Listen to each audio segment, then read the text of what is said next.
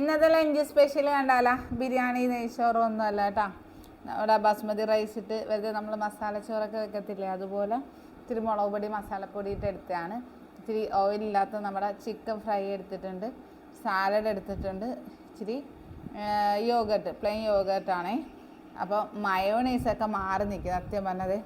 ഈ സാധനം കുഴച്ച് ഈ സാലഡും എടുത്ത് വെച്ച്, കുക്കുമ്പറൊക്കെ തിന്നാൻ ഇഷ്ടമില്ലാത്തവർക്ക് നല്ലൊരു ഐഡിയ ആണ്.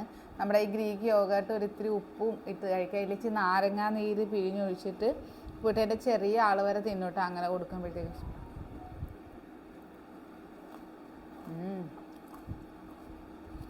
മന്തി കഴിച്ച് നോക്കിയിട്ടുണ്ടോ? മയോണൈസ് ഒഴിവാക്കിയിട്ട് ഈ സാധനം വെച്ചിട്ട് പ്ലെയിൻ യോഗട്ടുമായിട്ട് മന്തി കഴിച്ച് നോക്കണം. സൂപ്പർ സാധനമാണ് കേട്ടോ. ഈ ഇടിവെട്ട സാധനം എന്നൊക്കെ പറയത്തില്ലേ, അതുപോലെ. അപ്പം എല്ലാവർക്കും ഇന്നത്തെ എൻ്റെ ലഞ്ച് സ്പെഷ്യൽ. എല്ലാവരും ഹെൽത്തി ആയിട്ട് വെയിറ്റ് ലോസ് ചെയ്യുക. പട്ടിണി കിടന്ന് ആരും കുറയ്ക്കേണ്ട.